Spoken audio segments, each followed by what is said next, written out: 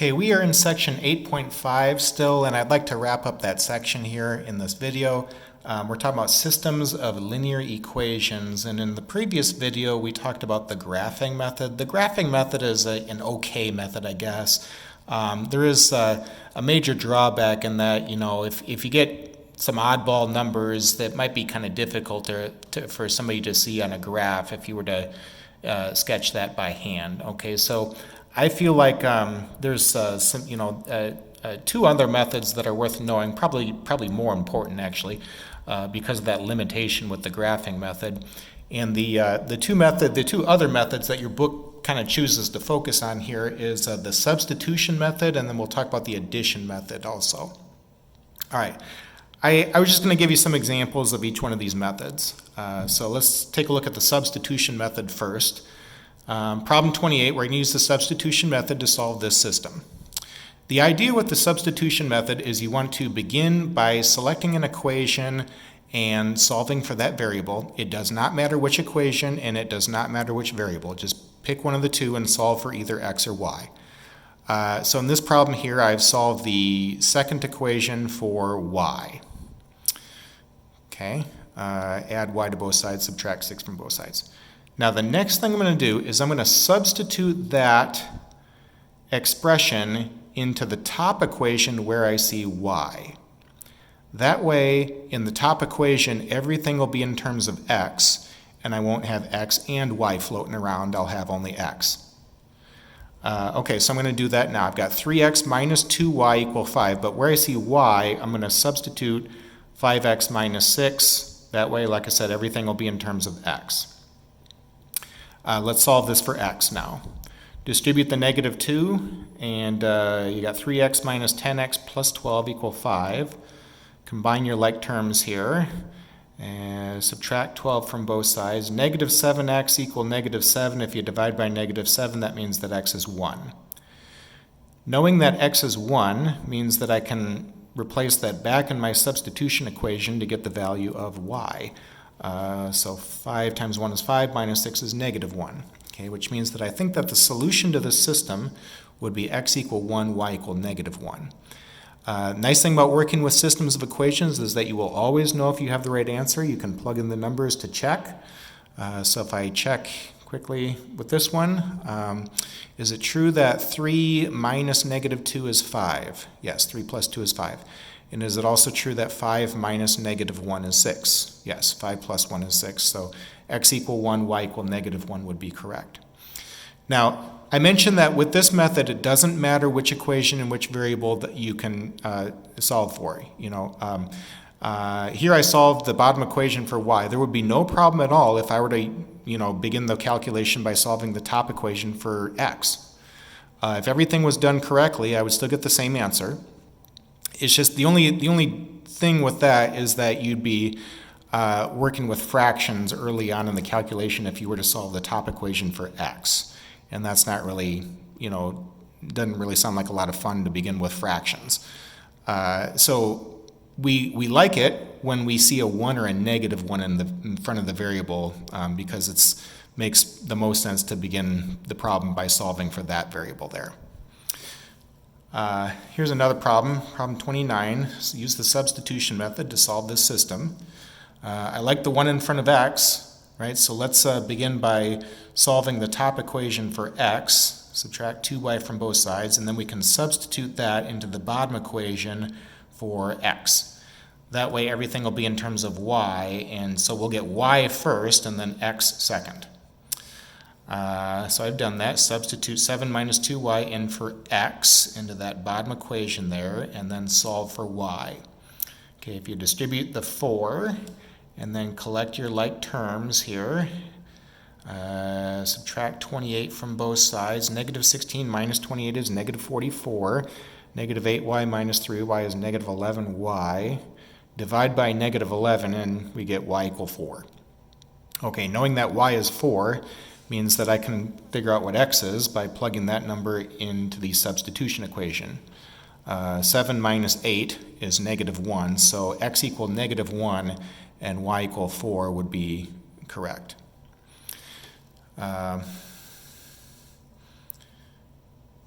Here's another example, problem 30. Use the substitution method to solve this system. Okay, so now I don't see a 1 or a negative 1 in front of x or y. That's okay. Let's begin by solving the bottom equation for y. So I'm going to add 2y to both sides and then add 2 to both sides. That's what I've got here. And then divide by 2. That way y is all alone. Okay, so I've solved the bottom equation for y, and I'm going to substitute that into the top equation where I see y. That way everything will be in terms of x. All right, so I'll get x first and then I'll get y second. If I distribute 4 times 5 is 20 divided by 2 is 10, it'll be a 10x, and then plus 4. 9x and 10x is 19x. Subtract 4, you get 19 on the right, divide by 19, and so it looks like x is 1. And knowing that x is 1 means that when I replace that here, y would be 5 halves plus 1. 1 is the same as 2 over 2. So 5 over 2 plus 2 over 2 would be 7 over 2. I could also plug it into the, it doesn't matter which equation you plug it into. It's got to satisfy both. So x is 1 and y is 7 halves would be the answer on that one. Okay, here's another one, problem 31. Use the substitution method again to solve. Now the top equation has already been solved for y. So let's go ahead and substitute that into the bottom equation, and we'll find x first. So that's what I've done. So, I've got 12x, and I'll distribute the negative 3 there. 12x minus 33 equal 33. 12x minus 12x, those are gone, and that leaves me with negative 33 equals positive 33, which of course that's not true. Now because x was eliminated completely in the calculation and we got something that is not true, that means that we're going to have no solutions to this system. And remember that a system that has no solutions to it is called inconsistent. Okay. In the graphing method, which we're not using here, an inconsistent system means that we've got two lines that never intersect each other. Okay, here's another example, problem 32. Use the substitution method again. Okay, so let's, I like the 1 in front of x here in the top equation. Let's solve the top equation for x. Subtract 2y from both sides, and then we'll substitute that into the bottom equation where we see x, and we'll get y first. So I've done that. Okay, distribute the negative 3 into these terms. 6y minus 12 minus 6y equal negative 12. The 6y minus 6y is 0. And so now I'm looking at negative 12 equal negative 12, which is not news to me. I already know that negative 12 equals itself. Okay, but this problem is different from the last one in that negative 12 equal negative 12 is true, unlike what we were seeing here. Now y in this case was eliminated completely, and you ended up getting something that is true. What that means to us is that there's going to be infinitely many solutions to this system. Okay, because in this method we'll always end up with negative 12 equal negative 12, which is true. We call that a dependent system where there's infinitely many solutions, and remember how we give our answer is it's got to be as an ordered pair x, y, but everything about that has to be either in terms of x or in terms of y. If I were to solve the top equation for y, which I'm doing right here, okay, subtract x and then divide by 2, y is equal to negative 1/2 x plus 2, and I can put that in the y coordinate. That way everything is in terms of x. So this is one way to describe to somebody how there's infinitely many solutions to this system. Okay, any number x that you give me, I can always find a y value by taking negative 1/2 of that number plus 2. The point is that you can give me any number though for x, and I can generate infinitely many points, then that would be a solution. Okay. Now, you could have also given the answer in terms of y. Like I've already solved this top equation for x, so I could have said negative 2y plus 4 comma y, and that would have also been an acceptable answer. Okay, either way would have been fine. All right, so that's the substitution method. The addition method is another one that we'll need to know. We sometimes call the addition method the elimination method because we're going to eliminate one of the variables. Okay, so here's a bunch of examples. In this first one, let me plan to eliminate x. Okay, to eliminate x, and by the way, it doesn't matter. You just plan to eliminate either x or y. Okay, so if I want to eliminate x, I'm going to keep the top equation as is, and I'm going to multiply the bottom equation by 2 on both sides. And then when I add those equations together, x will be gone. Okay, check it out. If I take 2x minus 2x, that's 0. X is eliminated. That's what I wanted. And then 3y plus 2y, make sure you distribute. 3y plus 2y is 5y. And then on the right, 1 minus 6 is negative 5. Okay, 5y equal negative 5 means that y would be negative 1 when you divide. And so knowing that y is negative 1 means that I can find out x by using either one of these two equations. Y equal negative 1 has to satisfy both, so it doesn't matter which one you select. Looks like I've selected the bottom equation here and put in negative 1 for y. Okay, negative x minus 1 equal negative 3 if you add 1 to both sides. Negative x equal negative 2 means that x is 2 and y is negative 1 than we said earlier. So I think that's the answer. And again, I can check these at any point if I want, if I'm unsure.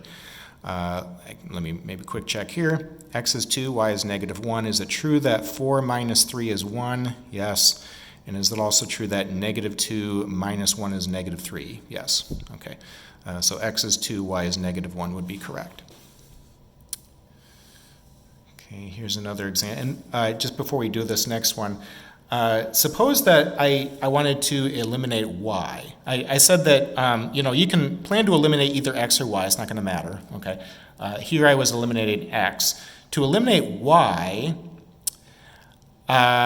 in this problem, I would leave the top equation as is. In the bottom one, I would have to multiply both sides by negative 3. If I did that, then 3y minus 3y would be 0. Y would be eliminated. And, I would be finding x first and then getting y second. It'd still be the same answer. I just chose to eliminate y rather than x. Okay, let's take a look at problem 34. Again, we're using the addition method here to solve. So now I'm going to have to work with both equations, and I'm going to eliminate x. So to eliminate x, in the top equation, I'll need to multiply both sides by 3, and in the bottom equation, I'll need to multiply both sides by negative 2. Okay, and so I've got that set up here, and I'm going to add the like terms. 6x minus 6x is 0. X is eliminated. That's what I wanted. Negative 21y minus 8y is negative 29y. And then over here, we're going to have 69 and then plus 76 is 145. Okay, divide both sides by negative 29, and you should get y equal negative 5 then from that. Knowing that y is negative 5 means that I can plug that into either one of these equations. I've selected the top one and put in y equal negative 5 there, and then we can get x. Okay, so 2x plus 35 equals 23. If you subtract 35 from both sides, 23 minus 35 is negative 12. Divide by 2, and so we're getting x equal negative 6, and y equals 5, we said. Okay. Problem 35 is another example. Okay, use the addition method here. So let's eliminate x. To eliminate x, I'd want to multiply the top equation by negative 2, and I'll leave the bottom equation as is. Okay, so I've got that set up here. Negative 4x plus 4x is 0. X is eliminated. That's what I wanted. But then negative 2y plus 2y is 0. Y is also eliminated. On the right, negative 10 plus 8 is, should be a negative 2. I'll change that here, negative 2. Okay, now, and so that leaves me with 0 equals negative 2. Well, 0 equals negative 2, that's not true. But both of the variables were eliminated, right? And we get something that's not true. So that'd be an inconsistent system. There are no solutions to this system here. Okay, problem 36 is another one. We're using the addition method. So let me eliminate x in this one. To do that, I'm going to have to again work with both equations here. And so I'm going to multiply the top equation by 5 on both sides, and then the bottom equation by 2 on both sides. That way, when I add these together, negative 10x plus 10x is 0. X is eliminated. That's what I wanted. But then 30y minus 30y is 0. Y is also eliminated. On the right, we have 50 minus 50 is 0. Okay, so we end up getting 0 equals 0, which we already know that is a true statement, right? That's not news to us. But 0 equals 0 is true. You know, unlike right here, 0 equals negative 2 is false. We have a dependent system, since this is a true statement, and therefore there's going to be infinitely many solutions to this system. When I give my answer as an ordered pair x, y, I'm wanting everything to be in terms of x. So with the top equation, I'm going to solve for y. Okay, if you add 2x to both sides and then divide by 6, we get y equal 1/3 x plus 5/3. I'm going to put that in the y coordinate spot. Any x value is going to be okay. I can find a y value by taking 1/3 that number and then adding 5/3, and I can generate infinitely many points then that would be solutions to the system. Okay. There's a few application problems kind of mixed into this towards the end, so let's take a look at problem 37 is the last one I had in my notes. It says one group of people purchased 10 hot dogs and 5 soft drinks at a cost of $35. A second group bought 7 hot dogs and 4 soft drinks at a cost of $25.25. What is the cost of a single hot dog and what is the cost of a single soft drink? All right, I'm going to let x represent the cost of a hot dog and y represent the cost of a soft drink. Now, I want to set up a system representing the situation that I've just read about. Okay, both of these equations are going to be cost equations.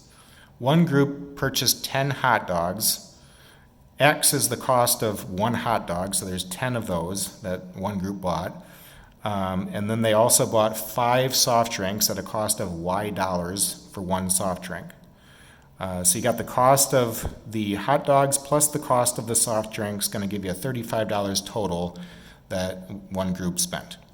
A second group bought 7 hot dogs at a cost of X dollars for each hot dog, plus 4 soft drinks at a cost of y dollars for a soft drink, and they spent $25.25.